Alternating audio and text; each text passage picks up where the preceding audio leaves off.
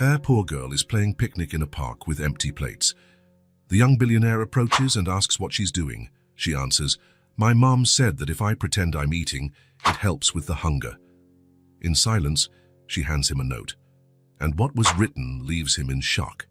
It was 3:30 in the afternoon when Grant Foster decided to leave the office. He didn't say anything to anyone. He didn't need to. As the director of the chain of hotels founded by his father, no one would question his movements. He put away some papers, turned off his computer, and took the elevator down to the ground floor.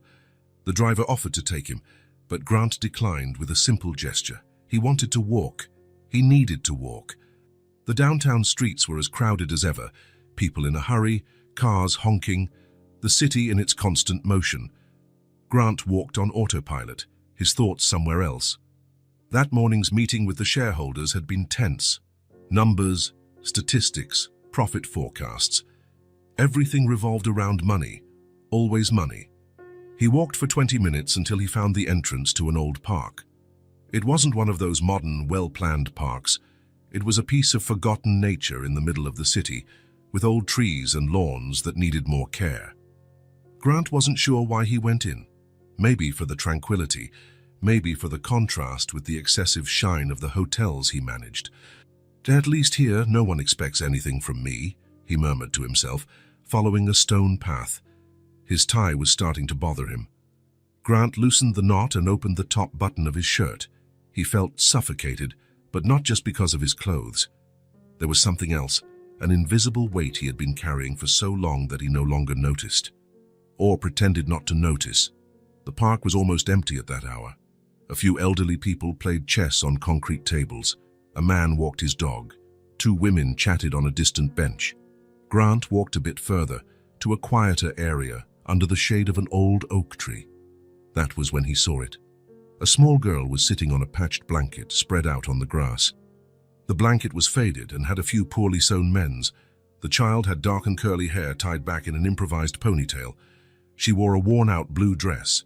In front of her were 3 shallow plates, empty, and a few plastic cups, also empty. Grant stopped, observing the scene. The girl carefully arranged the empty plates, then picked up a cup and pretended to drink something. She put the cup back on the ground, took an invisible fork, and moved it around in the empty plate as though she were eating. For some reason, Grant couldn't move on. He stood there, watching. The girl seemed alone. He looked around and saw no adult nearby, just the child, her patched blanket and the empty plates. Then the girl looked up and saw him. For a moment, their eyes met. Grant felt something strange at that moment, a kind of recognition that made no sense. "Hi," he said, almost without realizing. The girl didn't reply.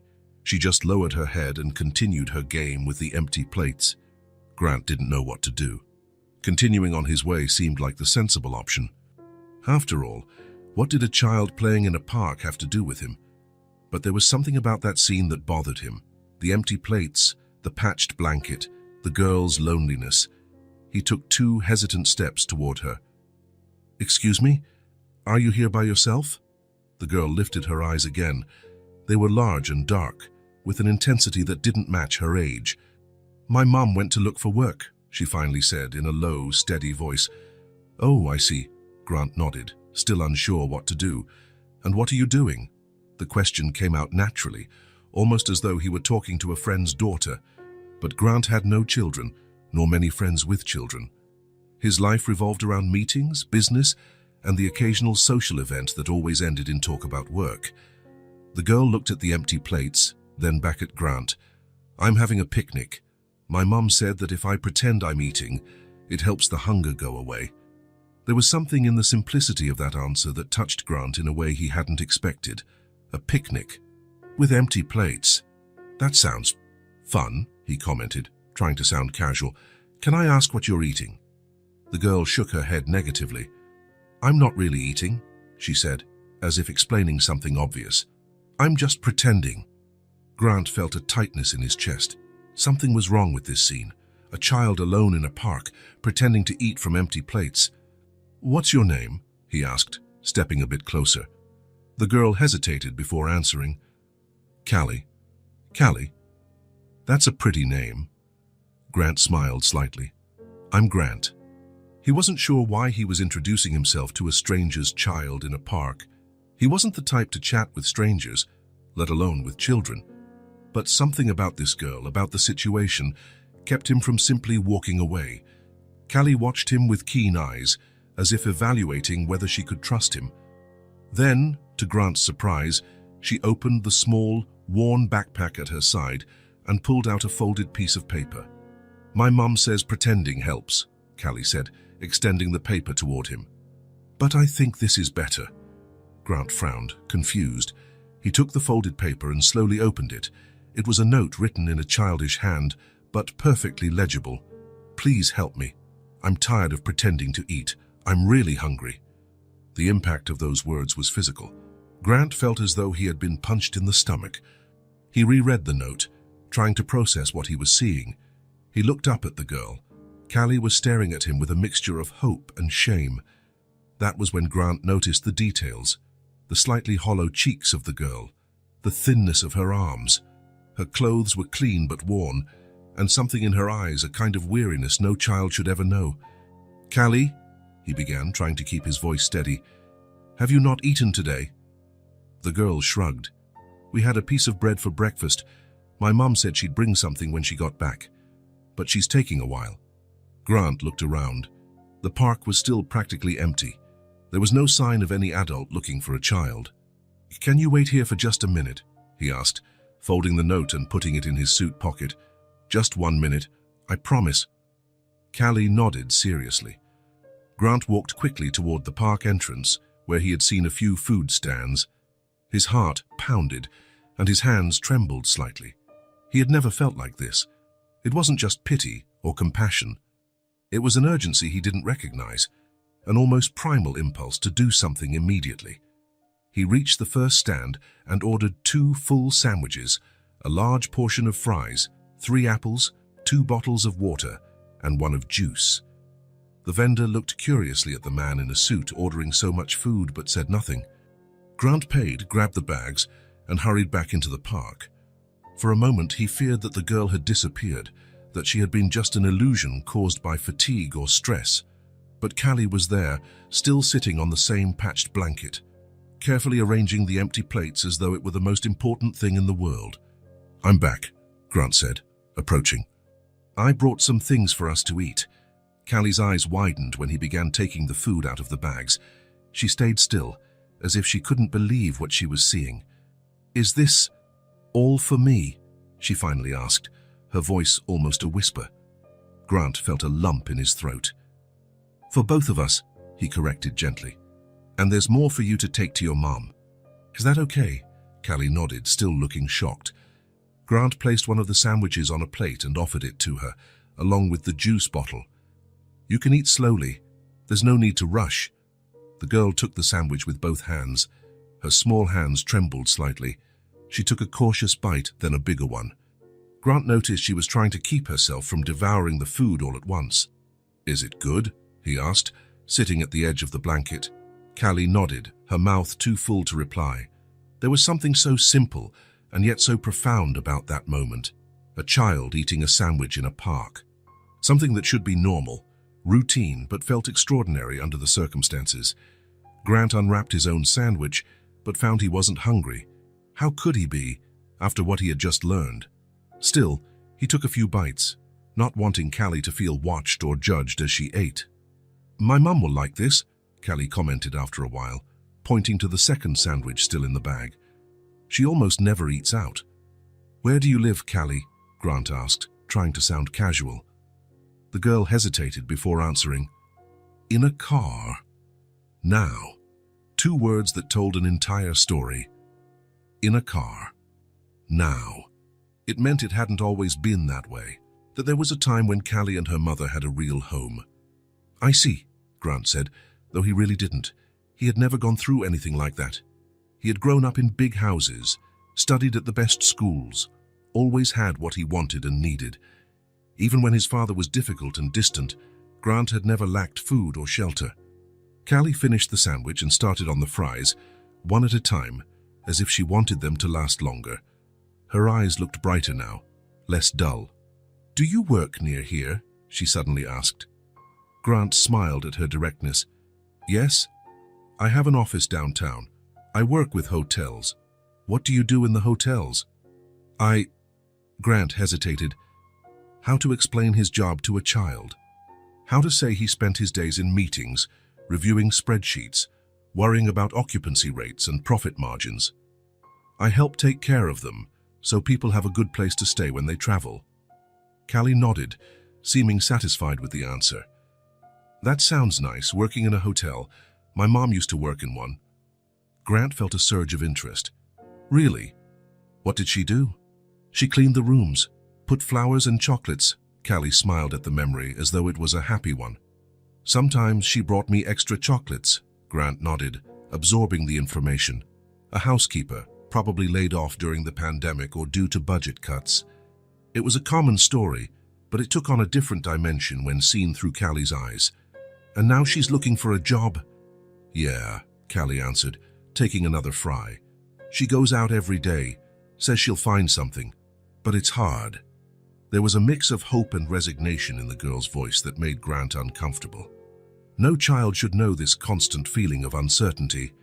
"Your mum sounds like a very strong person," he commented. Callie smiled. "She is. She tells me stories every night, even when she's tired, and she always says things are going to get better." Grant felt a strange warmth spread through his chest. He didn't know how to name this feeling, but it was different from anything he had experienced before. It wasn't pity, nor was it just compassion. It was something deeper, more primal, a human connection that seemed to transcend all the social and economic barriers separating their realities. "Callie, I think your mom is right. Things are going to get better." The girl shrugged, a surprisingly adult gesture for someone so young. "Maybe. She always says that." They ate in silence for a few minutes. Grant discreetly watched Callie, noticing how controlled her movements were, how she set aside part of the food without touching it, probably to save for later or to share with her mom. "So you can eat everything," he said gently. "I brought more for you to take." Callie seemed relieved by his permission. "Thank you." Such a simple word, but spoken with so much sincerity that Grant felt something break inside him, a barrier he hadn't even known existed. There, sitting on a patched blanket in a forgotten park, sharing a meal with a girl he'd just met, Grant Foster felt more real than he ever had in any business meeting or fancy restaurant dinner. "Do you come to this park often?" he asked, wanting to keep the conversation going. "When it's not raining," Callie replied, carefully opening the juice bottle. "It's safer than staying in the car alone, and there's fresh air." Grant nodded, imagining what it was like for a child to spend hours in a parked car, waiting for her mother to return from job interviews. The unfairness of it all hit him hard. "You know, Callie, I like this park too," he said, though it was the first time he'd ever been there. "Maybe I'll come back tomorrow. Will you be here?" A casual question, but loaded with enormous weight. Grant realized he wanted to help, not just today, not just with one sandwich, but truly help change the situation for this girl and her mother. Callie studied his face for a moment, as though searching for signs of deceit or falsehood. After a moment, she nodded. "I think so, if it doesn't rain." "Then maybe we'll see each other again," Grant smiled. "We could have another picnic, a real one this time." A small smile appeared on Callie's face, lighting up her eyes. "I'd like that." The sun was beginning to set. Grant checked his watch. He had spent nearly an hour with Callie. The office felt so distant now, as though it belonged to another life. "I need to go now," he said, standing up. "Your mom will probably be back soon, right?" "She always comes back before dark," Callie replied, busy tucking away the extra sandwich and fruit in her small backpack. Grant hesitated. The idea of leaving a child alone in a park bothered him, but Callie seemed used to it, and he didn't want to be there when the girl's mother returned. Not now, not without a plan to truly help. "Will you be okay?" Callie looked at him with those big eyes, so wise beyond her years. "I'll be fine, I always am." Grant nodded, swallowing hard. There was so much resilience in that child, so much strength in such a small body. "See you tomorrow then," he said, taking a few steps away. "Same time?" "Same time," Callie confirmed, returning to organize her plates, which were now no longer empty. The crumbs of bread and leftover fries were like treasures in her little collection. Grant walked away along the stone path, feeling strangely light yet carrying a new weight on his shoulders. Upon exiting the park, he took out his phone to check the time. He had spent nearly an hour with Callie, an hour that somehow felt more meaningful than all of that day's meetings. The note was still in his pocket. Grant pulled it out and reread Callie's small handwriting. "Please help me. I'm tired of pretending to eat. I'm really hungry." Something had changed, not just for Callie, who now had a full stomach, but for Grant as well. He didn't know exactly what it was, but he felt a strange warmth inside, as though a part of him that had been dormant for a long time was beginning to awaken. For the first time in years, Grant Foster felt that maybe, just maybe, there was more to life than financial statements and occupancy rates. Grant returned to the park the next day, and the next, and the one after that. For an entire week, he found a way to slip out of the office for an hour, always at the same time. He always brought something to eat. Sandwiches, fruit, juice, sometimes sweets. Callie was there each time, sitting on the same patched blanket, playing with the same empty plates. That Thursday afternoon, the sky was especially blue. Grant brought a different snack, chocolate milkshakes and fries, and watched Callie's face light up when she saw the treats. Sitting on the edge of the blanket, he observed her eating with that quiet satisfaction only children can show. "My mom used to make milkshakes sometimes," Grant said, barely realizing he was speaking out loud. Callie raised her eyes, curious. "Were they good?" "The best," Grant smiled, and suddenly he was far away. The kitchen was large, with dark wood cabinets and a marble countertop where his mom worked. Grant was 6 years old, sitting on a high stool, watching her put ice cream, milk, and chocolate into the blender. "Do you want to turn it on?" his mom asked, smiling. Grant nodded excitedly. She lifted him so he could reach the button. The blender's roar filled the kitchen, and he laughed, thrilled by the power to turn simple ingredients into something magical. Later, they sat at the kitchen table, not the formal dining table his father insisted they use for meals, drinking milkshakes in tall glasses with colorful straws. "Our little secret," his mother whispered with a conspiratorial smile. "Daddy doesn't like sweets before dinner." Grant returned to the present when he felt a light touch on his arm. Callie was looking at him seriously. "Doesn't your mom make milkshakes anymore?" The simple question pierced Grant like an arrow. "No," he replied, trying to keep his voice steady. "She died when I was little," Callie nodded, with an understanding beyond her years. "That's sad, but at least you have good memories of her." A child without a home, offering comfort to a grown man who had everything. The irony was not lost on Grant. "Yes, I have some good memories. Too few," he thought. "Far too few." "What about your dad?" Callie asked, slurping the last of her milkshake noisily. Grant hesitated. How to explain Richard Foster to a child? "He was busy, worked a lot, like my mom does now." "Not exactly. My dad, he didn't need to work so hard. He chose to." The memory came without warning. Grant was 9 years old. It was his birthday.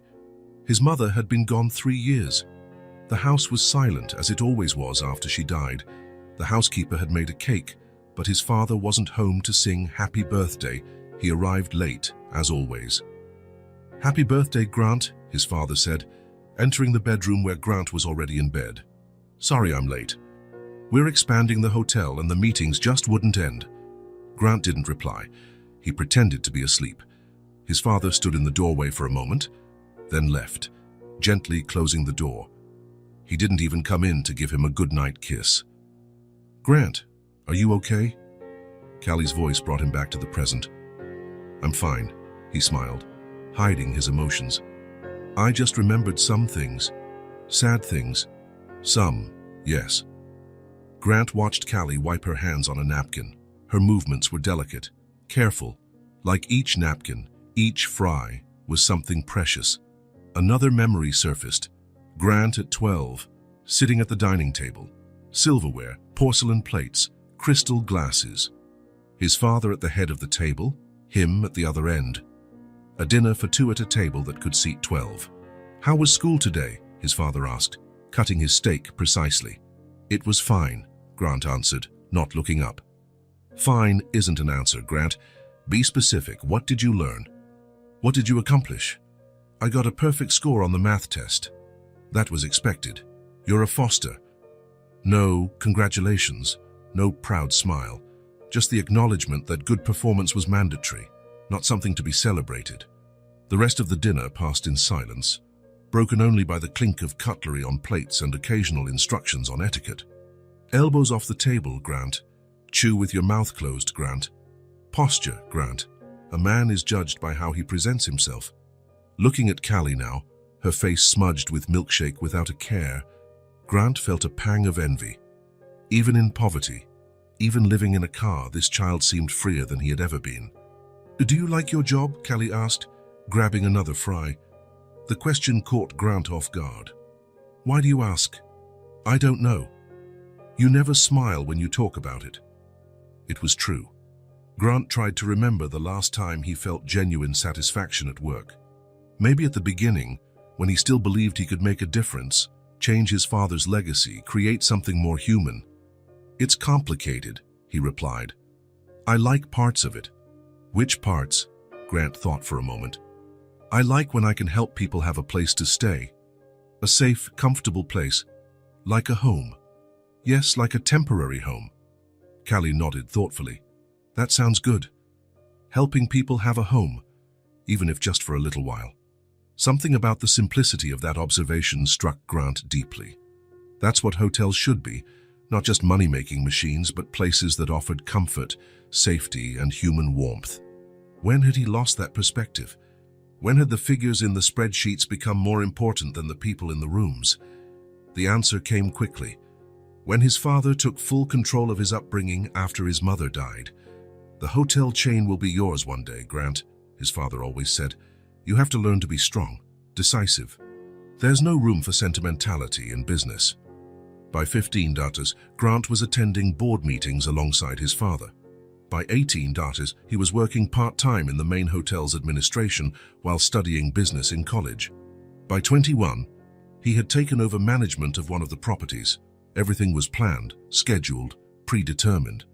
There was never room for questions, deviations, or real choices.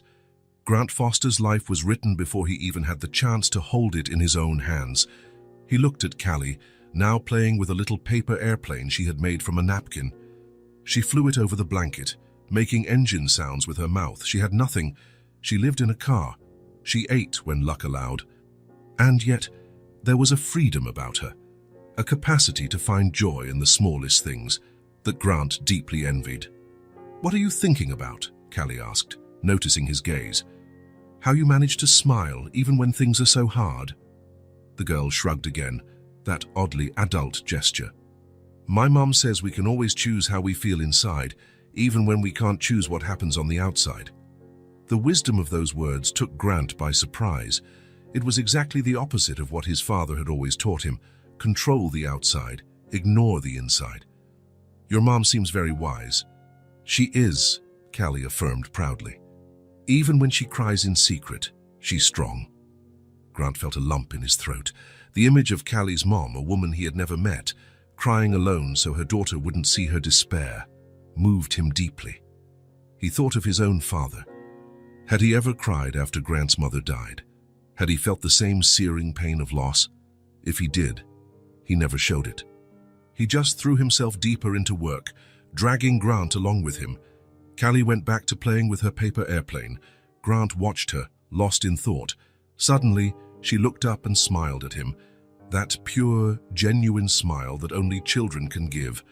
And there, in that simple moment, sitting on a patched blanket in a forgotten park, Grant Foster felt something stir inside him, a warmth that started in his chest and spread, a sensation he couldn't recall having since his mother died. Maybe, just maybe, that little girl who had nothing was giving him the most valuable thing in the world, a chance to heal a past he had always avoided facing. And as he watched Callie play, happy with her paper airplane and a full stomach, Grant knew he would return the next day and the next. And for as many days as it took, not just for her, but for himself, days turned into weeks. Grant Foster, director of the most prestigious hotel chain in the city, now had a routine that no one in his social circle could have imagined.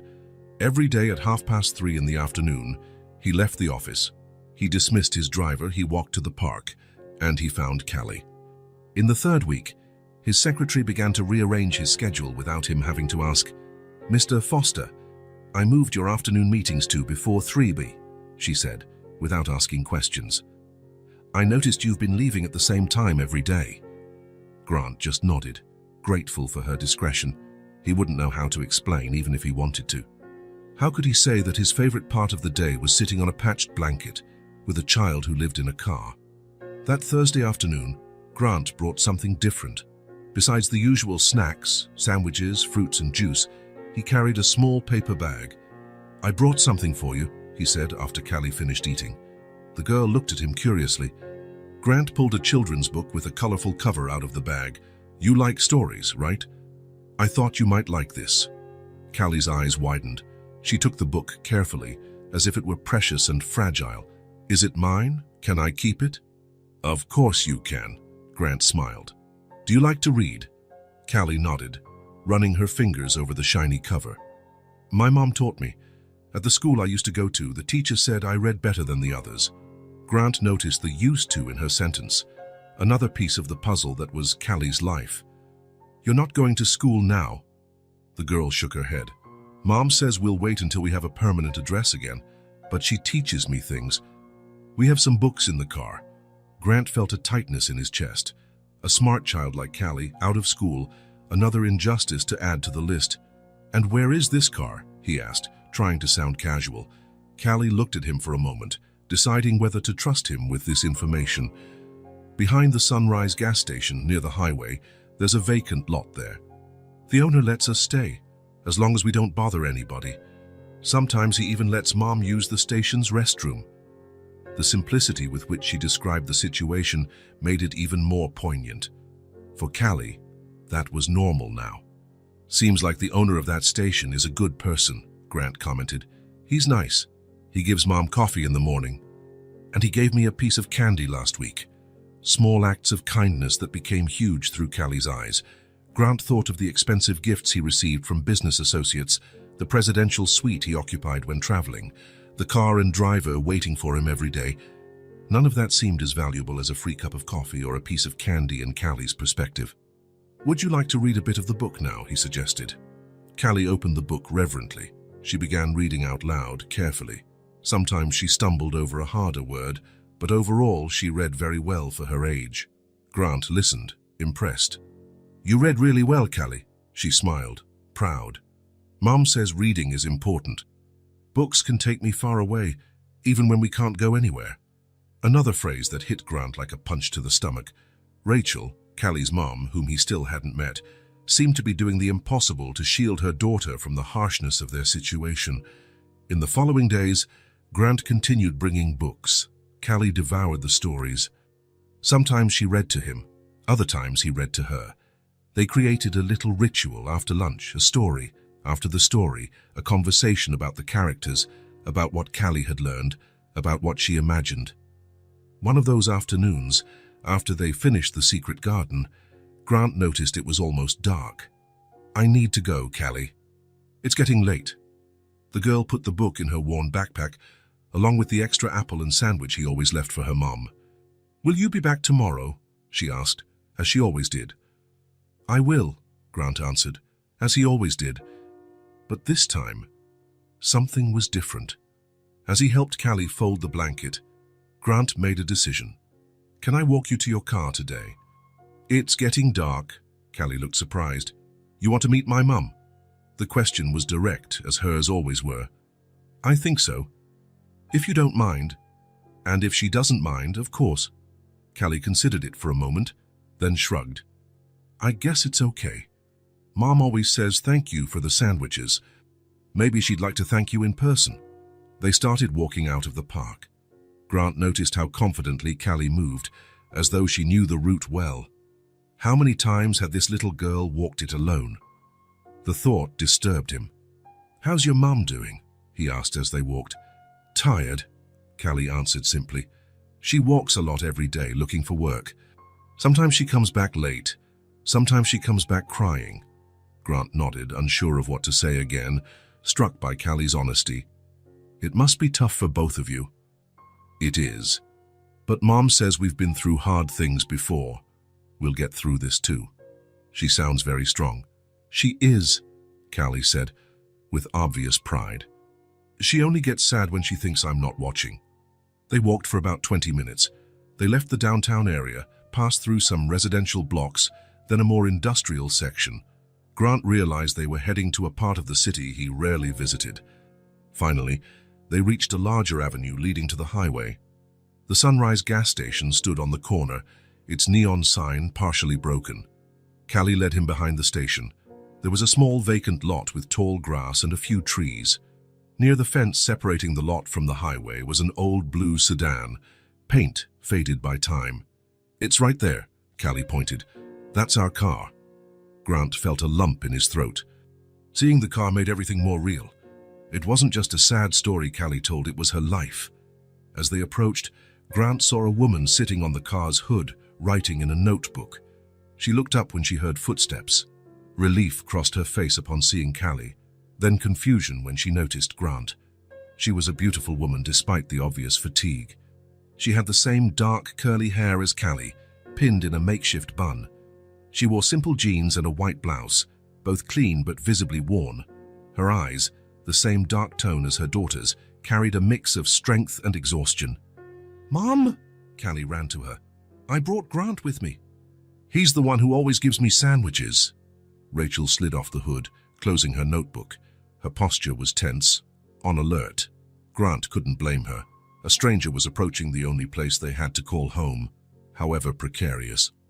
"Hi," Grant said, stopping at a respectful distance. "I'm Grant Foster.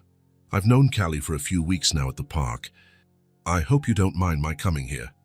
Rachel studied his face for a moment.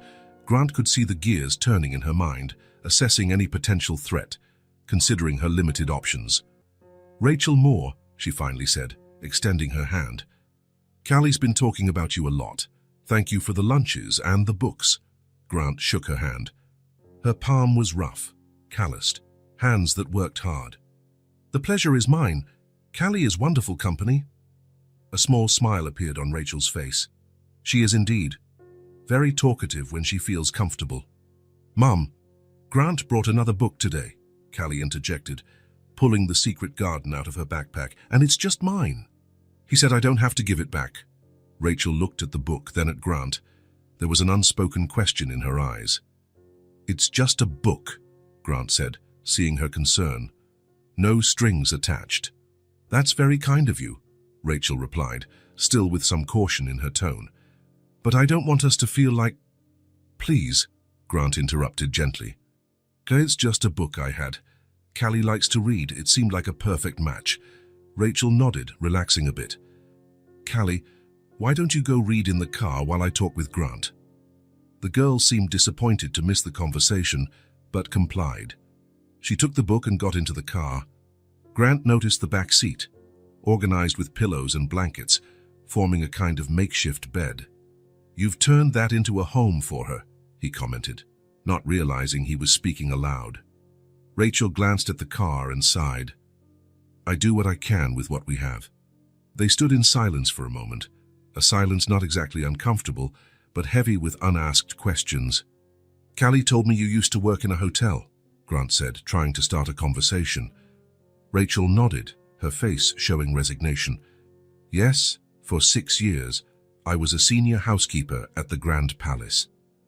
Grant felt his heart speed up. The Grand Palace was one of the Foster chain hotels, one of the oldest and most prestigious. "What happened?" he asked, though he feared the answer. "I was laid off during the pandemic staff cuts," Rachel explained, no bitterness in her voice, just stating a fact. "Along with half the housekeeping team, I understand it was necessary. The hotel was almost empty back then." Grant knew exactly what she was talking about. He remembered the meetings, the spreadsheets, the difficult decisions. Back then, it had seemed like just numbers. X% reduction in payroll. Y number of employees let go. Now those numbers had a face. Rachel's, and by extension, Callie's. "I'm sorry," he said, and he truly was. Rachel shrugged, in a gesture that reminded Grant of Callie. That's life. I tried to find another job in the industry, but every hotel was in the same situation. Later, when things improved, they had already hired younger people without kids, more flexible. So you're looking for work now? Every day, she nodded. Anything, really. I can't afford to be picky, but without a fixed address or a reliable phone number, it's tough. And I can't take night shifts because of Callie. Grant thought about the basic requirements his own hotels demanded for hiring: address, phone, references, barriers that seemed simple but became insurmountable for someone like Rachel. How did you...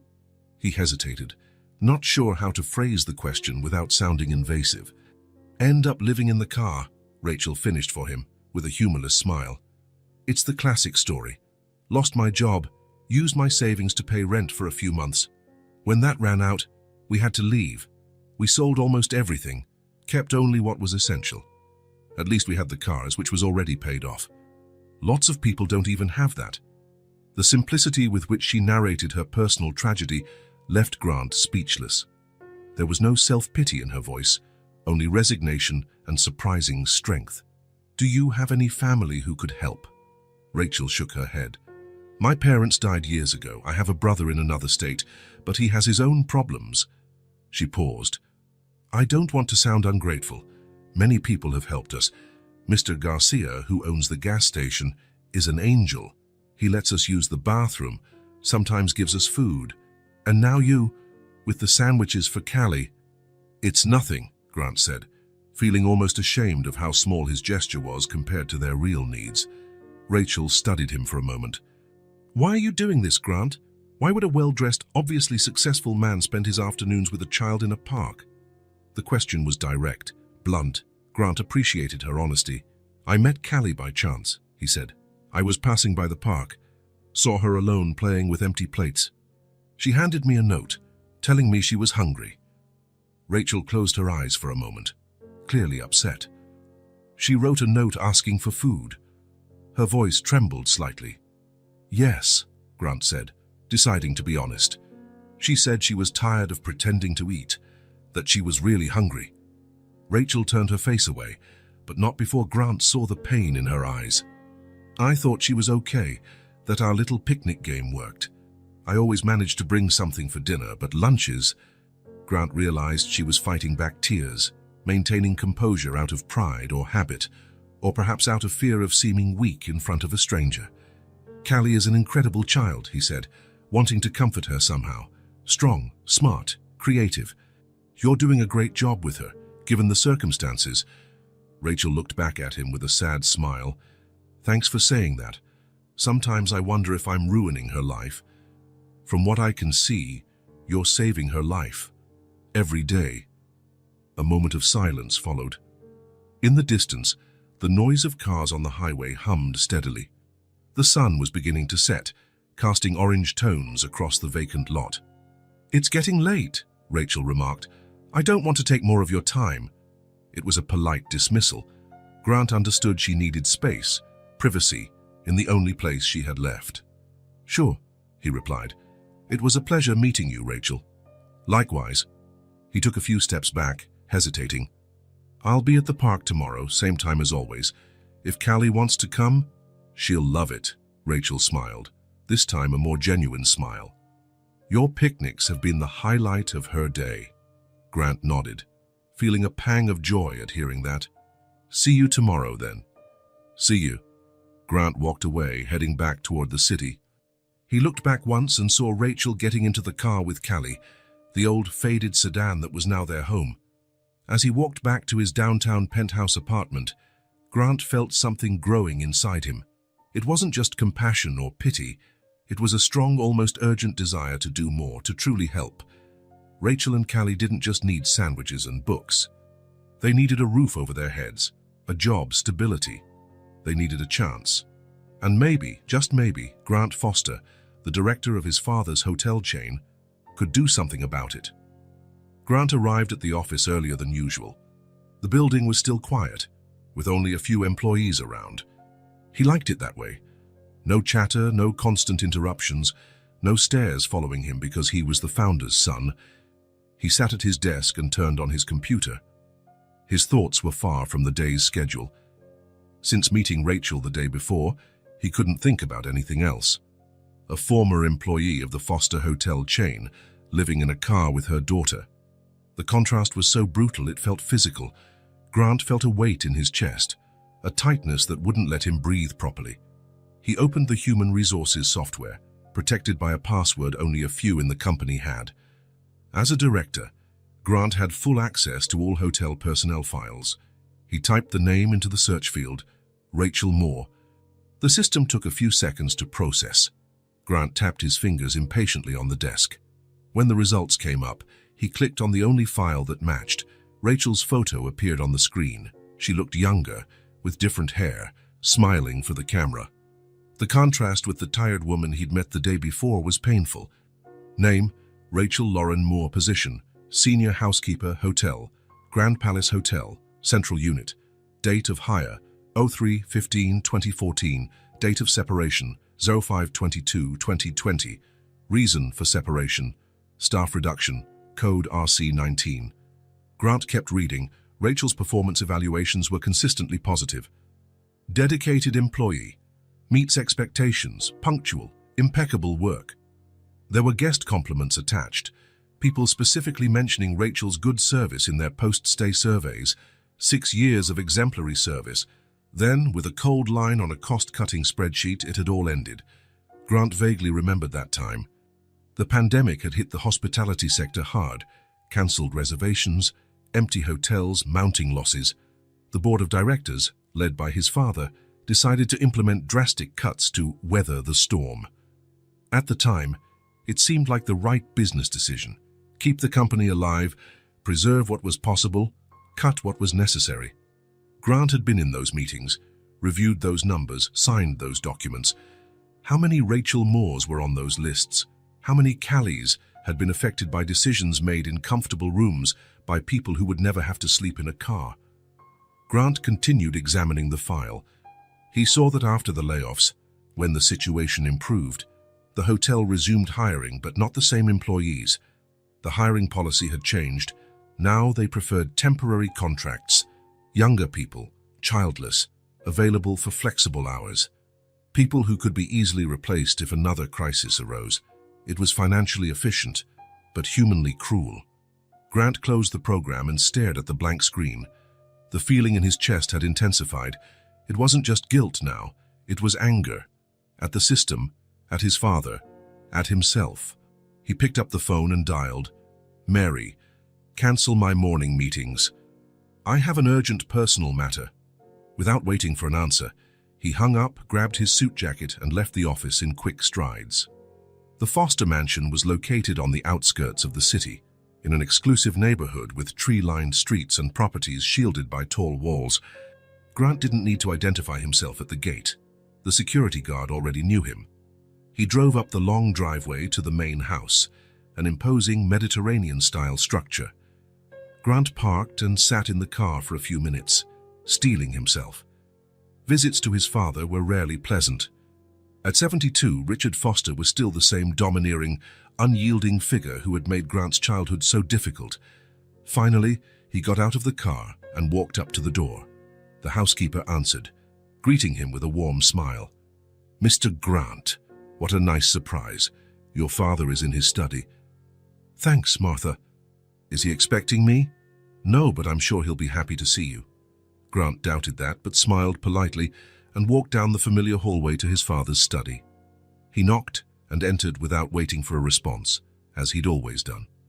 Richard Foster was seated behind a massive mahogany desk, surrounded by books he never read and golf trophies he proudly displayed. At 72, he still had the upright posture and piercing gaze that intimidated employees and family alike. "Grant," he said, lifting his eyes from the papers he was reviewing. There was no surprise or emotion in his voice, just the statement of a fact. "What brings you here during work hours?" Grant sat in the chair in front of the desk without being invited.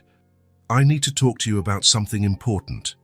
Richard took off his reading glasses and set them on the desk, giving Grant his full attention. It was a calculated gesture, Richard Foster knew how to make people feel important when he wanted, just as he knew how to make them feel insignificant when necessary. "I'm listening." Grant took a deep breath, organizing his thoughts. "Do you remember the staff cuts we made during the pandemic, specifically at the Grand Palace?" Richard dismissed the question with a wave of his hand. "Of course, a necessary decision that saved the company." "Why?" "I met one of the employees we laid off, Rachel Moore. Housekeeper, 6 years of service, excellent evaluations." Richard frowned, clearly not recognizing the name. "And?" The coldness of his response ignited something in Grant. "And she and her young daughter are living in a car. They lost everything. The girl doesn't go to school anymore. They barely have food." Richard leaned back in his chair, unaffected. "That's unfortunate, certainly. But what do you expect me to do? We can't be responsible for the fate of every former employee. Business decisions affect people. That's the reality of capitalism." Grant felt his blood boiling. "Business decisions? We're talking about real people, Dad. A woman who worked for us for 6 years, a child who's innocent. They're not just numbers on a spreadsheet. Sentimentality doesn't keep companies afloat, Grant. You should know that by now." Richard picked up a pen and twirled it between his fingers, an old habit when he felt annoyed. "If we start making decisions based on sad stories, we'll soon be bankrupt. Then how many more would lose their jobs?" It was the same argument as always, the one Richard used to justify every harsh measure, every unpopular step, every moment he put profit above people. "There's a middle ground between bankruptcy and cruelty," Grant replied, keeping his voice controlled. "We could have set up a rehire program when things got better. We could have offered temporary aid, anything to show we cared about the people who built our company." Richard let out an impatient sigh. "Your soft-heartedness has always been a problem, Grant, just like your mother. She also thought we could save the world, one hug at a time." The mention of his mother hit Grant like a physical blow. Richard rarely spoke of her, and when he did, it was always to belittle her naivety or excessive sensitivity. "My mother had humanity," Grant said through gritted teeth. "Something you seem to have lost along the way, if you ever had it." Richard's eyes hardened. "Watch your tone, Grant. I'm your father, not one of your subordinates. And I'm your son, not one of your employees. But you've always had trouble telling the difference, haven't you?" The silence that followed was heavy, loaded with decades of unspoken resentments. "If you came here to insult me," Richard began. "I came here to understand," Grant interrupted. "To understand how the son of poor immigrants, who built an empire from nothing, can be so indifferent to other people's suffering. How someone who knew poverty can be so cold to those going through the same thing now." Richard slammed his hand on the desk, a rare show of loss of control. "Precisely because I knew poverty, I know what it takes to escape it. Strength, determination, sacrifice, not charity, not handouts. These people need to stand on their own feet, as I did." "You didn't stand on your own feet," Grant countered calmly. "You had help from Mr. Harris, who gave you your first job when no one else would hire immigrants. From Mrs. Peterson, who took care of you when you were sick and had no health insurance. From Mr. Goldstein, who lent you money to open your first hotel when no bank would approve your credit." Richard looked surprised to hear those names from the past. "How do you know about them?" "Mom told me. All the stories you never shared, about how people helped you along the way, about how you promised you'd pay it forward when you could." Richard looked away, visibly uncomfortable. "Those were different times. Times have changed. People haven't. We still need each other. Rachel Moore needs a hand right now, just like you needed one back then." Richard stayed silent for a long moment. When he spoke again, his voice was quieter, less confrontational. "What exactly do you want, Grant?" "I want to rehire her. Not as a favor, but because she's an excellent employee who knows our system. I want to create an assistance program for employees in hardship. I want the Foster chain to be known not just for its profits, but for how it treats people." Richard looked at his son with a mixture of irritation and something that could be interpreted as reluctant respect. "Still the idealist. Just like your mother. Maybe the world needs more idealists and fewer pragmatists right now," Grant replied, not backing down. Richard put his glasses back on, a clear sign the conversation was winding down. Do what you want with your employee, Grant. You're the director now, you have the autonomy. As for the rest, put a proposal together with numbers, a detailed financial impact, and present it to the board like any other business idea. That's not exactly what I was hoping for. It's the only answer you'll get, Richard said, returning his attention to the papers on his desk. Feelings don't pay bills, Grant. They never have, and they never will. Grant stood up, recognizing the dismissal. Before leaving, he paused at the door and looked at his father. You know the difference between you and me, Dad. You built hotels to escape poverty. I want our hotels to help others escape it. Richard raised his eyes, and for an instant so brief Grant almost missed it. There was something different in his gaze. Not approval, certainly, but maybe a spark of understanding. Good luck with that, he said simply, and turned back to his work. Grant walked out of the mansion with determined steps. The visit hadn't been particularly productive, but it wasn't a complete disaster either. His father hadn't explicitly supported his ideas, but he hadn't vetoed them either. By Richard Foster's standards, that was almost a victory. In the car, Grant adjusted the rearview mirror and saw his own reflection. For the first time in a long while, he felt he was on the right path. That he had finally found a purpose beyond simply running the family business. He picked up his phone and called his secretary. Mary, I need you to schedule a meeting with the HR department for this afternoon and pull the full file for Rachel Moore, please. We're going to rehire her. He hung up and looked at the mansion in the rearview mirror as he drove away. That was the house he grew up in but never truly lived in. That was the man who raised him but never truly knew him. Grant understood the challenge would be enormous. Changing a company culture was almost as hard as changing the character of a man like his father, but for the first time in years, he felt he had a real reason to try. At the Grand Palace Hotel, there would be a position waiting for Rachel Moore.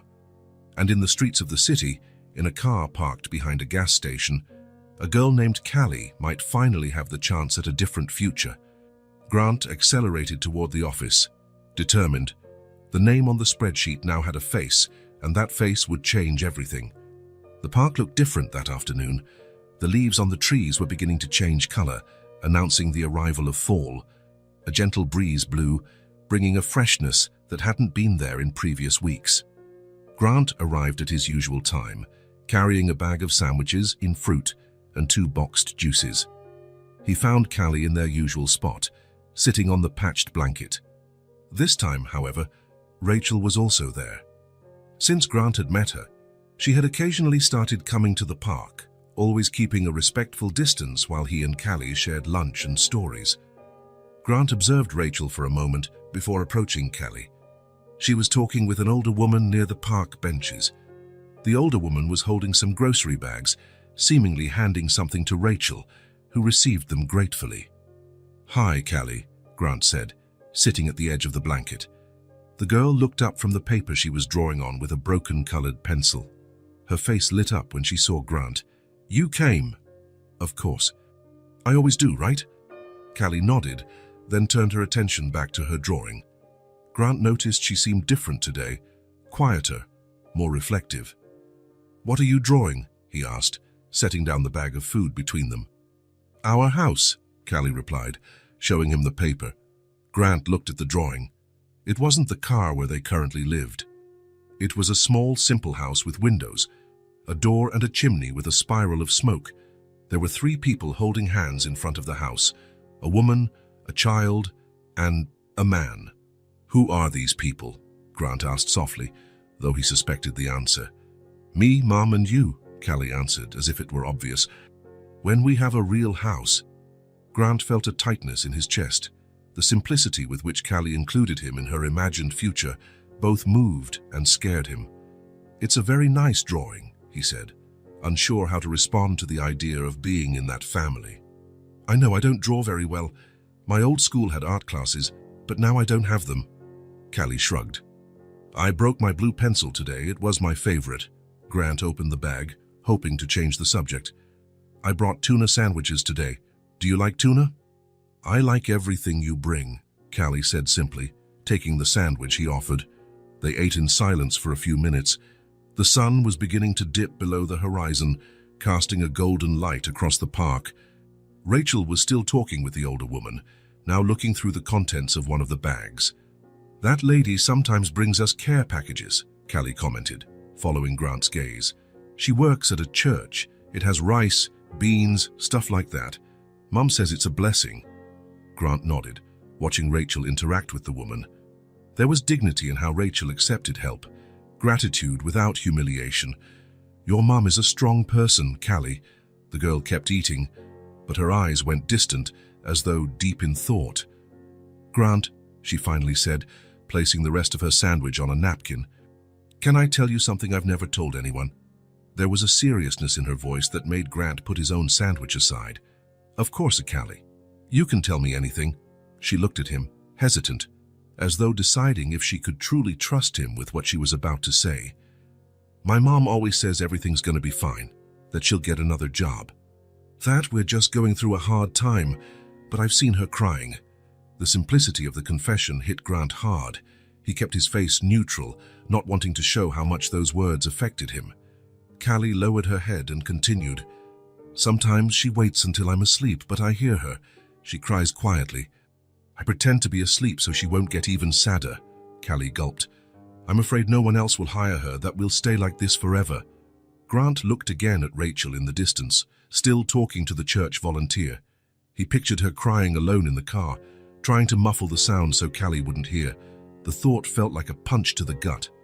"Do you think I should tell her I know?" Callie asked, her voice small and uncertain. "Maybe she'll stop crying if she knows I don't believe that everything will be fine." Grant felt a knot in his throat. The girl's gaze, both strong and fragile, cut through him like a fine blade. How could such a young child carry such a heavy burden? How could she be so aware of her mother's pain and so concerned about protecting her? "Callie," Grant began, choosing his words carefully, "I think your mum cries not because she doesn't believe things will get better, but because it's hard while they haven't. Sometimes adults need to cry too. Even the strong ones like my mom. Especially the strong ones. They carry more weight." Callie nodded as if that made sense. "So I should keep pretending I don't know." "That's something only you can decide, Callie. But maybe your mom needs that moment for herself, to be just Rachel, not just Callie's strong mom." The girl remained silent, absorbing his words. Grant wanted to hug her, protect her, assure her everything would truly be okay. But he knew Callie deserved more than empty promises. "Callie, your mom is an amazing woman. And so are you. I know you won't stay like this forever. There are people who care, and I'm one of them." She smiled halfway, her eyes misty. "Will you really help her for real?" The question was simple, direct, with no subtext. Exactly the kind of question only a child would ask, expecting an equally direct answer. "I promise," he said firmly, "and I won't leave you two alone." It was more than a promise to calm a child. It was a commitment Grant made to himself. Something had shifted in him since meeting Callie and Rachel. He could no longer be just the hotel director, worried about profits and occupancy. He had to be the man Callie saw, someone who could make a difference, who truly cared. Callie nodded, looking relieved. She picked up her sandwich again, taking bigger bites now, as if a weight had been lifted from her small shoulders. "I drew you really tall," she commented, pointing at the drawing. "Because you are." Grant smiled, grateful for the lighter topic. "And you drew me smiling. Because you smile more now. At first you almost never smiled." It was true. Grant hadn't realized how much his own demeanor had changed since he started coming to the park, as though Callie's presence had melted something inside him. Rachel was now walking back over, waving goodbye to the church volunteer. She carried a bag that seemed to contain basic groceries. "Don't tell her what I said, okay?" Callie whispered quickly. "I won't," Grant promised. "It'll stay between us." They remained silent, side by side, watching the sun sink behind the trees. For Callie, this simple moment meant everything, and for Grant, it was the beginning of something that would change his life forever. Rachel approached, smiling at them both. "I hope I'm not interrupting the picnic." "Not at all," Grant replied, standing to help her with the bag. "We were just enjoying the sunset." Callie stored her drawing in her worn backpack, though not before Grant noticed she had added a detail: a small sun shining over the house and the three figures holding hands. A light rain was falling that Wednesday afternoon. Rachel sat in the driver's seat of the old blue sedan, reading a used book Grant had brought her the day before. Callie was asleep in the back seat, curled under a thin blanket, breathing softly. 2 weeks had passed since Grant had entered their lives, and small changes were already visible. Callie's backpack now held children's books. Her small box of non-perishable food sat in the trunk. The car's gas tank was always full. Grant insisted on helping with fuel, and after much resistance, Rachel had accepted. It wasn't just material support.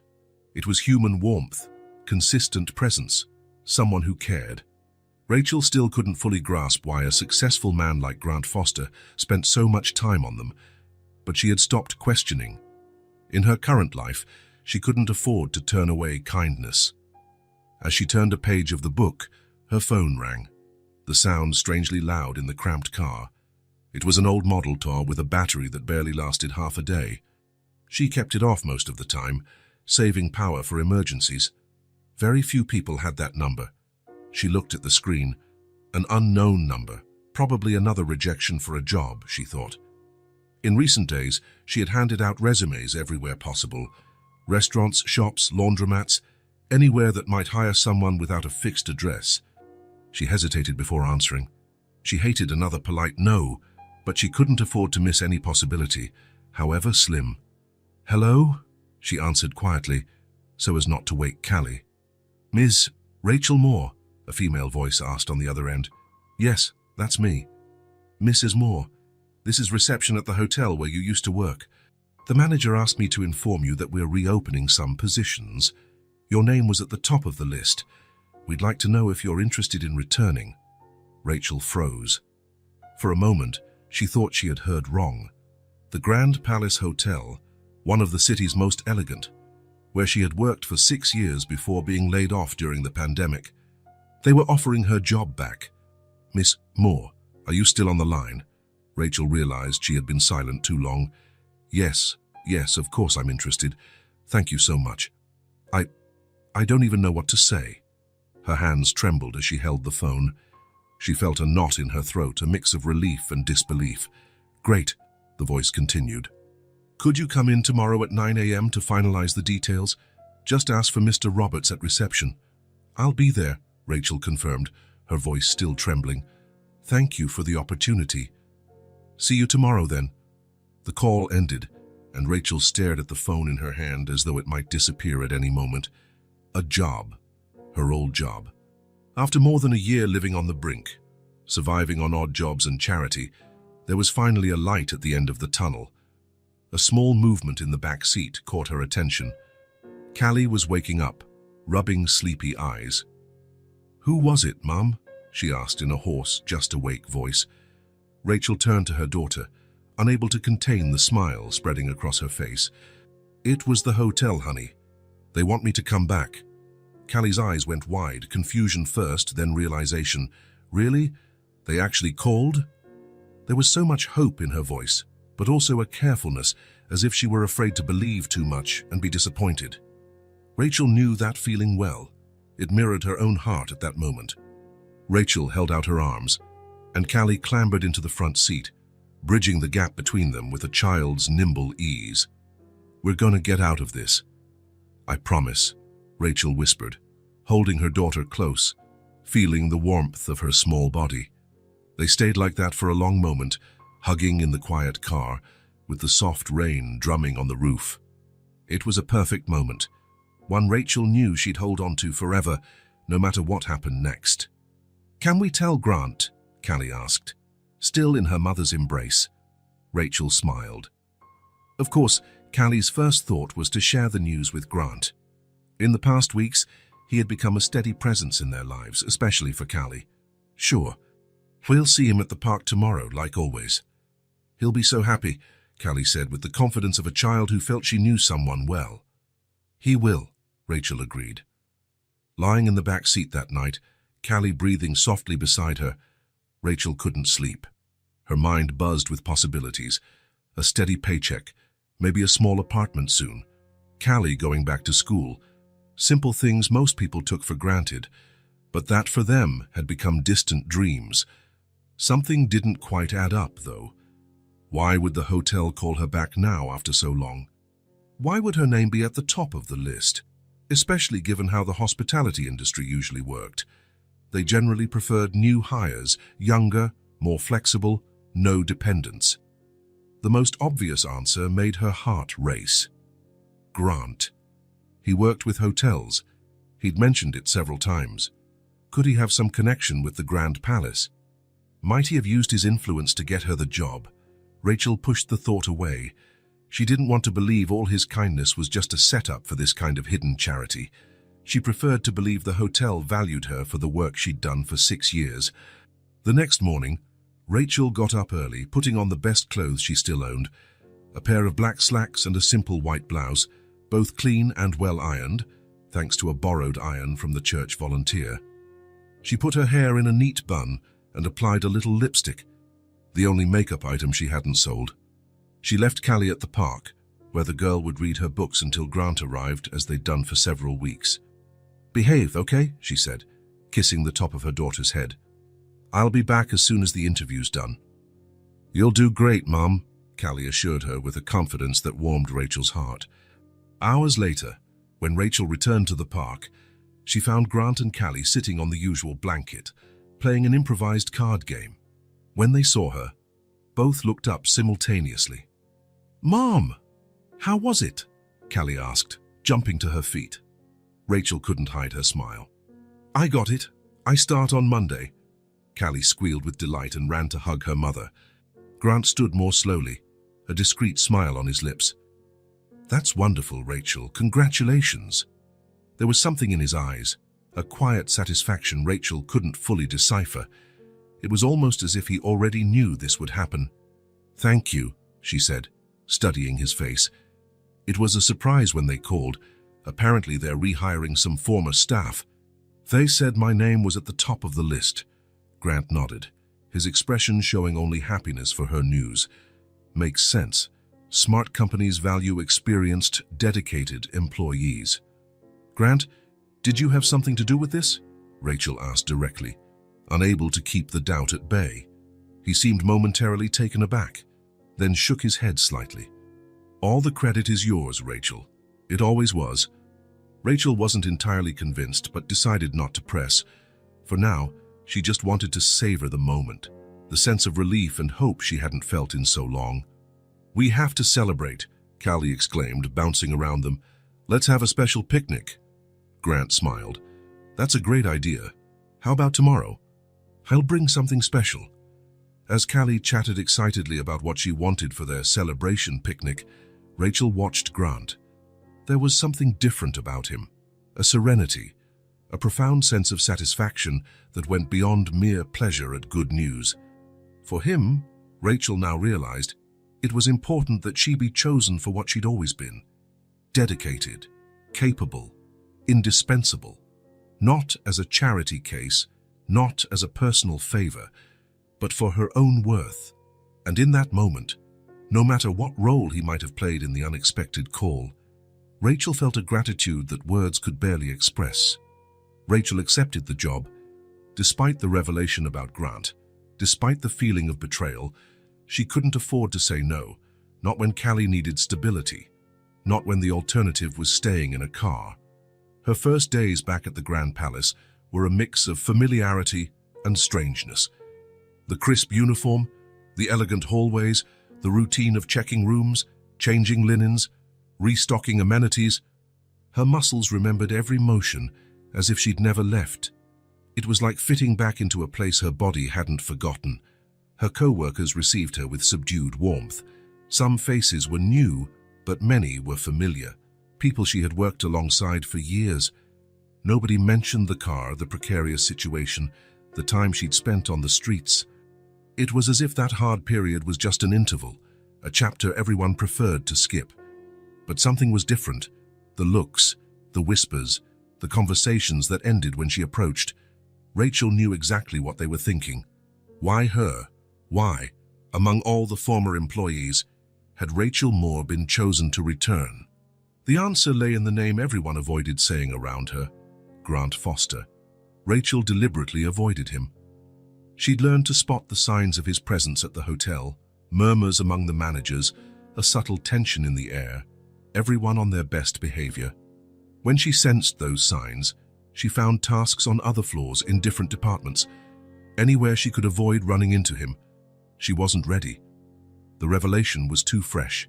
The feeling of having been observed, studied, without her knowledge still stung like an open wound. She needed time, space to organize her thoughts. On the fourth day, she received her first early paycheck. Policy for rehires, the manager said. Rachel knew there was no such policy. It was Grant, again, trying to help without appearing intrusive. Part of her wanted to refuse, to maintain her pride. But the practical side, the mother who needed to care for her daughter, accepted without protest. With that money, she rented a small room in the back of an elderly lady's house. It wasn't much, just a simple space with a double bed, a tiny bathroom, and a small cooking area with a 2-burner stove. But it had solid walls, a leak-free roof, and a door that locked. After months in the car, it felt like a palace. When she took Callie to see the place, the girl ran through the cramped space in pure delight. "We have a house," she shouted, jumping on the bed. "A real house." That night, lying on an actual bed under a safe roof, Rachel allowed herself, for the first time in a while, to cry softly. They weren't tears of sadness, but of relief, gratitude, and confusion. How was she supposed to handle the fact that all of this, her job, her home, renewed security, came from a man she thought she knew, who had hidden such a crucial part of who he was? The days at the hotel followed a steady routine. Rachel worked with the same excellence she always had. Her supervisors praised her performance as though she had never left. But she felt the stares, the unasked questions about her connection to the young director. Almost 2 weeks went by without her seeing Grant. She heard occasional comments that he was traveling, in important meetings, handling the chain's expansion. A part of her wondered if he was avoiding the hotel on purpose, giving her the space she'd requested. Callie, however, asked about him constantly. "When are we going to see Grant again?" she asked often. "I miss our picnics." Rachel deflected, made excuses, said he was busy, but the truth was that she missed him too, missed the easy conversations, the way he made Callie laugh, the sense of not being utterly alone in her struggle. One Sunday afternoon, her day off, Callie became restless in the small room. "Can we go to the park?" she asked, peering out the narrow window. "That park, our park." Rachel hesitated. The park meant memories, meant the possibility of running into Grant. "I'm not sure, Callie. We could go somewhere else. There's a little playground nearby, but I want to go to our park," Callie insisted with that determination that sometimes surprised Rachel. "We haven't been there in ages." Rachel sighed. She couldn't avoid the park forever, just as she couldn't avoid Grant. Maybe it was time to face whatever needed facing. "Okay," she finally conceded. "We can go, but just for a bit." The park was crowded that Sunday. Families on the grass, children running, couples strolling. It was a snapshot of normalcy Rachel had lost for so long. Callie pulled her by the hand, eager to reach the spot where they used to meet Grant, and then there he was, sitting on the same bench as always, a book open on his lap, apparently absorbed in reading. He wore simple clothes, jeans and a t-shirt, nothing that revealed his true position. He looked more like the Grant from the park than the director of a hotel. Before Rachel could react, Callie let go of her hand and ran ahead. "Grant," she called, waving excitedly. He looked up, surprised. His face lit up at the sight of Callie, but his eyes quickly shifted to Rachel's, uncertainty clouding his expression. He closed the book and stood, unsure whether to move forward or stay put. Callie reached him first, throwing her arms around his legs with childlike enthusiasm. Grant smiled, returning the hug, but his gaze remained on Rachel, who approached slowly. "Rachel, it's good to see you," he said, his voice controlled, each word measured. She looked at him seriously, not backing down. "I'm still trying to understand. Everything was so hidden. You had your reason, I know, but I needed trust. And you took that from me. There was no accusation in her voice, just a painful truth. Grant lowered his gaze, accepting the reproach without defense. I made a mistake, not because I wanted to deceive you, but because I was afraid it would look like I was just doing charity, that I didn't see your true worth. I wanted you to have the chance without knowing it came from me. Sensing the tension between the adults, Callie stepped aside to play with some fallen leaves on the grass. Rachel watched her for a moment, seeing how her daughter laughed at something so simple, how she found joy where many would find none. It was a lesson Rachel realized she needed to learn again. She likes you, a lot, and I know you care about us. It was a hard admission, but true. Despite her hurt, Rachel knew Grant's care was genuine. The stories of his own childhood, the way he treated Callie, the respect he had always shown her, even at her lowest. None of that could be faked by someone with ulterior motives.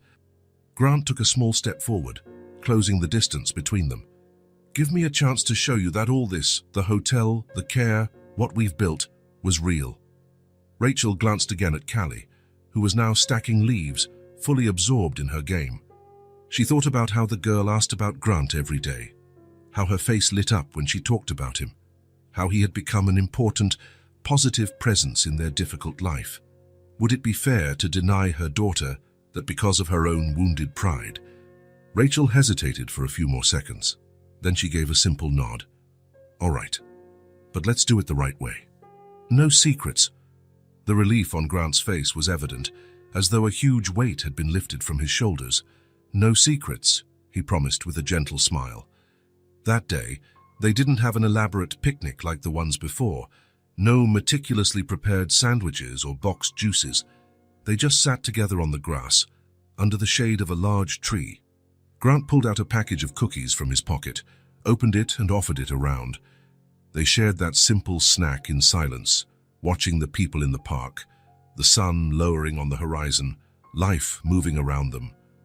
To Rachel, that simple moment meant far more than a casual meeting. It was the beginning of something new, built on more honest ground. A restart she hadn't expected but now found possible. As she watched Callie and Grant quietly discussing the shapes of clouds in the sky, Rachel allowed herself, for the first time, to consider that perhaps the truth, as painful as it had initially been, could open the way to something real, something that needed no masks or half-truths, and for now that possibility was enough. The apartment was on the third floor of an old building with no elevator. The stairs were narrow, their steps worn down by decades of use. Rachel climbed slowly, carrying one of their suitcases, while Callie bounded ahead with a light bag, barely able to contain her excitement. Are we almost there? She asked for the third time, stopping at the landing to wait for her mom. Yes, it's on the next floor, Rachel answered with a tired smile. It wasn't a luxury place, not even close. A small apartment with 2 bedrooms, a modest living room, a compact kitchen, and a single bathroom. The rent was affordable precisely because it was an old building in an unpretentious neighborhood. The walls needed fresh paint, some tiles were cracked, and the windows let in a draft on cold days. But as Rachel reached the 3rd floor, set the suitcase down, and took the key from her pocket, she felt something she hadn't in more than a year, the weight and meaning of having a place to call their own. She turned the key in the lock and pushed the door, which opened with a faint creak. Can we go in now? Callie asked, impatient. Yes, Rachel replied softly. This is our new home. The word our carried special significance. After so long without a fixed address, they finally had a place that was theirs, where they could stay without fear of being kicked out or bothered. Callie dashed inside, her small footsteps echoing on the wooden floor of the empty living room. It's huge, she exclaimed, spinning with arms wide open. Rachel smiled, watching her daughter. The apartment was actually quite small, but for someone who had been confined to the back seat of a car, any space seemed immense. She brought in the 2 suitcases that held everything they owned, some clothes, important documents, a few books and toys of Callie's they hadn't sold, family photos kept like treasures.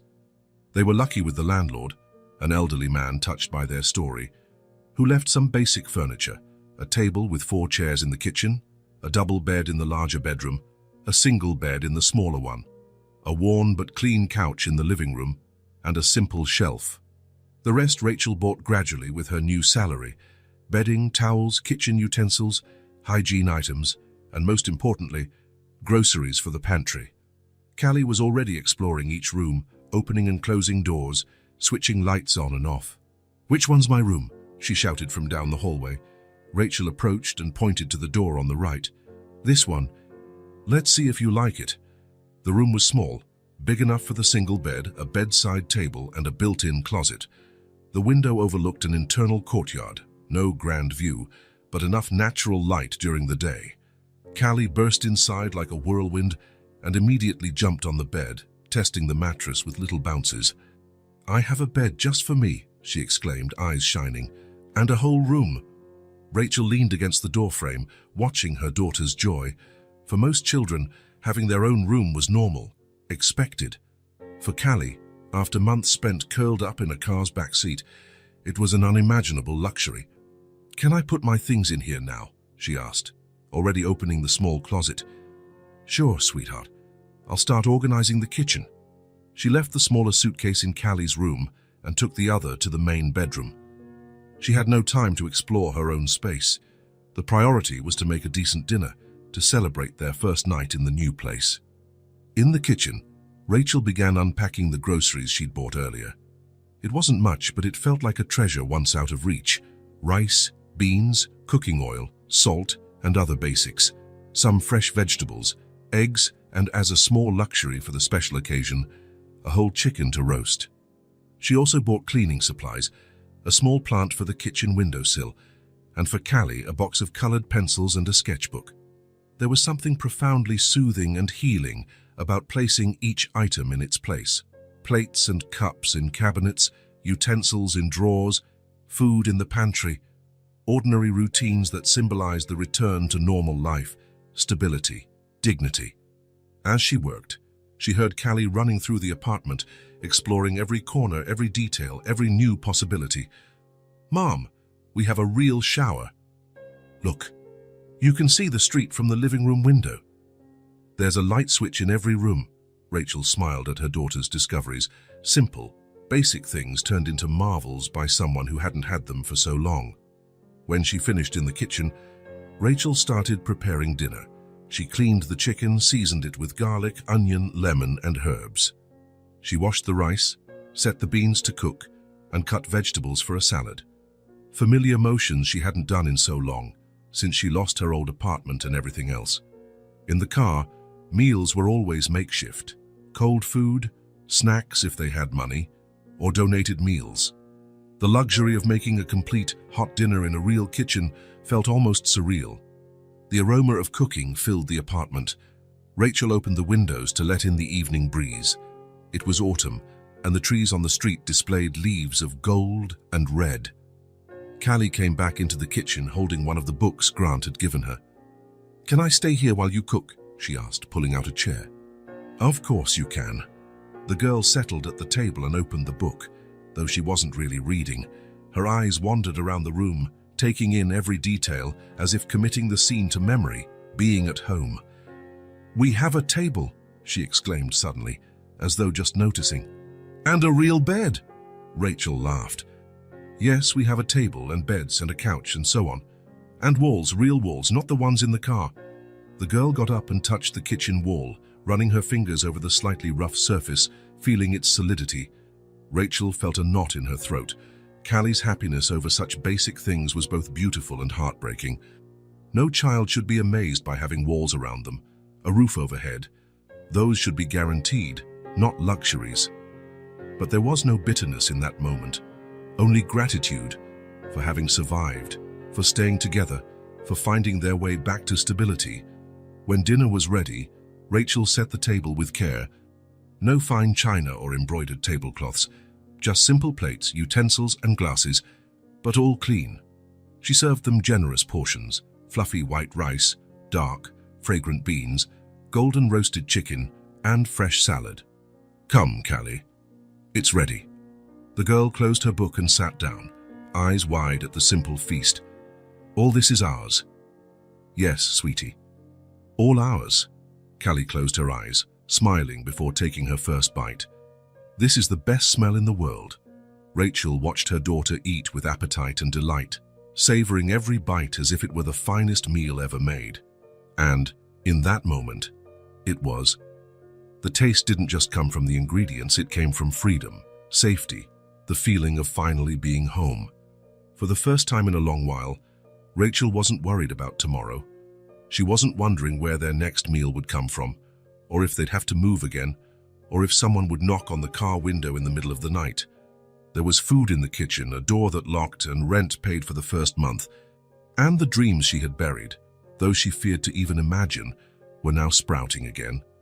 She could think about enrolling Callie in a local school, about buying a vase of flowers for the living room, about inviting Grant over for dinner someday to thank him, now that the sting of his secret was slowly healing. Small plans for a future that, for the first time in a long time, felt possible. Thank you, Mom, for not giving up. Callie's voice was small but carried a depth beyond her years. Rachel's eyes moistened. How could she explain to a child that there had been moments she almost did give up? That there were nights, with Callie sleeping in the back seat, when she'd stared at the dark sky wondering if she could go on. That the pain, fear, and humiliation almost broke her many times. Rachel reached out and gently held her daughter's hand. Thank you, sweetheart, for giving me strength when I almost lost mine. It was true. In the darkest times, Callie had been the reason she kept going. The need to protect her child, to ensure Callie had a chance at life, was what prevented her from surrendering. They continued eating in a comfortable silence, simply savoring the meal, the security, the precious simplicity of that moment. They were celebrating not only the food, but also the safety, the dignity, and the love that had endured everything. Later, after the dishes were washed and put away, after the kitchen was cleaned, Rachel prepared a bath for Callie. Another simple luxury, a warm bath without rushing, in a real bathtub, not in a public gas station bathroom or a restaurant sink. Look at all the bubbles, Callie squealed, plunging her hands into the foamy water. Rachel smiled, watching her daughter splash around as though it were her first bath. In a way, it was the first in a long time, with genuine comfort and safety. After the bath, with Callie dressed in clean pajamas, Rachel led her to her bedroom.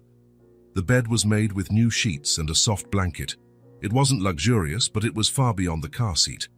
Can I read a bit before sleeping? Callie asked, already climbing under the covers. Just for a little while. It's late. Rachel turned on the small lamp on the nightstand. Another little luxury, having a light on at night without worrying about draining a car battery. She kissed Callie on the forehead and left, leaving the door slightly open. She returned to the kitchen and poured herself a cup of tea, carrying it to the living room. She sat on the couch, simply taking in the silence, the safety, the indescribable feeling of truly being home, a real home. Small, simple, imperfect, but theirs. A place to restart, to heal old wounds, to build new memories. A starting point for a life that, at last, was open to possibilities again.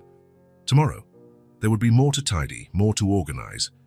Enrolling Callie in a nearby school, settling into her new work routine at the hotel, the little daily challenges of rebuilding their lives from scratch. But tonight, in this moment, there was only gratitude for the safe roof, the locked door, the food in the pantry, the job that had offered her a second chance, for Callie sleeping soundly in her own bed, and, yes, also for Grant, who, despite his mistakes, had reached out a hand when they needed it most. Rachel closed her eyes and took a deep breath. The smell of home-cooked food still lingered in the air, mixed with the scent of soap and freshly laundered clothes, the smell of normalcy, dignity, hope, the smell of a real home. The sun shone brightly that Sunday in the fall. The trees in the park displayed leaves in golden and reddish hues, and a gentle breeze occasionally shook the branches, sending a light shower of dried leaves onto the green grass. Grant arrived early, carrying 2 large baskets and a backpack. He chose the spot carefully, the same peaceful corner where he'd first found Callie, under the generous shade of an old oak tree. He spread out a red and white checkered blanket on the grass, so different from the patched blanket he'd seen in the beginning. Methodically, he began arranging what he had brought. He took from the baskets plastic containers of salads, various sandwiches wrapped in parchment paper, fresh sliced fruit, still warm artisan bread, homemade cakes, assorted cheeses. From the backpack, he pulled out thermoses of coffee, natural juices, and fresh water. Lastly, he placed a small vase of wildflowers in the center of the blanket. He looked at the end result and smiled, satisfied. It was more than just food. It was a celebration, a symbol of everything that had changed in their lives over the past few months. As he finished the final details, he saw Rachel and Callie walking down the stone path. The difference in them was evident, even from a distance. Rachel walked with her head held high, no longer weighed down by that invisible burden. She wore a simple but lovely dress, her hair tied with a colorful scarf. Callie bounded at her side, wearing denim overalls and new sneakers, her small backpack on her shoulders. When they spotted the picnic already laid out, both slowed in surprise. Callie recovered first, running the last few yards in excitement. "Wow, it's a feast!" she exclaimed, stopping at the edge of the blanket, eyes wide at the abundance. Grant laughed, delighted by her reaction. "I thought it would be nice for us to celebrate." "Celebrate what?" Callie asked, already kneeling on the blanket to examine each item in curiosity. "Everything," Grant replied simply. "Your new apartment, you going back to school, your mom's job, everything." Rachel approached more slowly, visibly touched but maintaining her characteristic reserve. She gave Grant a warm, genuine smile. "You didn't have to do all this." "I wanted to," he said, gesturing for her to sit. "I figured it was time we do this the right way." Rachel settled beside him, taking in the bounty of food. It was impossible not to remember that very first time Grant saw Callie, a hungry child, pretending to eat from empty plates. Grant poured each of them a cup of juice. "This is carrot orange," he said, handing a cup to Callie, "and grape for you, Rachel. I made it this morning." "You made all this?" Rachel asked in surprise. "Well, not everything. The bread is from the bakery down the street, and the cheeses are from a specialty shop. But the rest, yes, I found out I like cooking." He shrugged, almost shyly. "Something else I learned from you two." Conversation flowed naturally as they ate. No tension, no secrets, no fears. Just three people sharing a meal beneath the autumn sun. Callie chatted excitedly about her new school, which she had started 2 weeks ago. "My teacher says I'm good at math, and there's a huge library with more books than I can read." Rachel talked about her little victories at work, a promotion to floor supervisor, recognition for her dedication, plans to do a hotel management course in the evenings. "The manager said I can advance if I keep it up. Maybe even work in administration one day." Grant listened more than he spoke, content just to be there, watching the transformation in the two lives that had touched his own so deeply. From time to time, he glanced at the exact spot where Callie had sat that first day, with her empty plates and a desperate note. Life sometimes changed in an instant, with seemingly small decisions. If he had chosen a different route that day, or ignored a lonely child in the park like so many probably had. "What are you thinking?" Rachel asked, noticing his distant gaze. "About how small decisions can change everything," he answered honestly. She nodded, understanding without needing further explanation. After the meal, Callie, bursting with energy, spotted some butterflies near a flower bed and ran off to observe them. Rachel and Grant remained seated side by side, comfortable in the silence. Grant was the one to break it, his voice serene. "You know, this place has taught me a lot.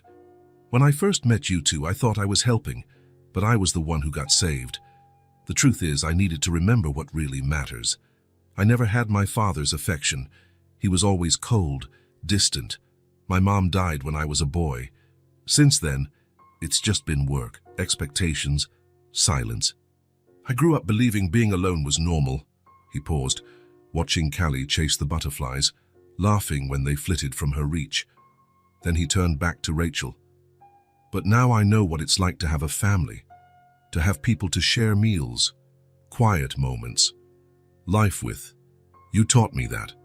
And I'm grateful for every day with you. Rachel, moved by his sincerity, placed her hand briefly on his, a gesture of contained but profound tenderness. Sometimes life flips us upside down so we can see where the right side is. Grant smiled, recognizing the simple wisdom of her words. They perfectly summed up the journey of the three of them. A wealthy man with ample resources but poor in connection, a woman and a child, rich in love but robbed of the basics to survive. Their meeting that changed everyone. Callie ran back, cheeks flushed from running, small grass stains on her hands and the knees of her overalls. She threw herself onto the blanket between them, laughing loudly. "There are so many butterflies," she exclaimed, grabbing a piece of chocolate cake. "They're so fast." She bit into the cake with gusto, crumbs gathering at the corners of her mouth, not caring about the dirt on her hands. She was just a child being a child.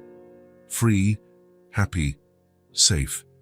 Grant and Rachel exchanged a glance over Callie's head, a look filled with understanding, gratitude, and something else unspoken but growing stronger every day. In that instant, under the gentle shade of the old tree and on the picnic blanket laden with shared food, something became clear to all three. True riches weren't in the hotels or bank accounts, not in luxury cars or upscale apartments. They were right there in that moment, in the ability to share not only a meal, but also joys, sorrows, and silences. In the strength of the bonds they had formed, not through obligation but by choice. That was the inheritance that truly mattered, the legacy Grant wanted to build, the security Rachel had fought to give Callie, the love that, in unexpected ways, had found its way among them. And at last, this was the real picnic. Not a sad game with empty plates, but a genuine celebration of full bellies, happy hearts, and possible futures. If this story touched your heart, subscribe to the channel and turn on notifications so you don't miss the next ones. Leave a like because it helps this story get recommended to more people. See you in the next story.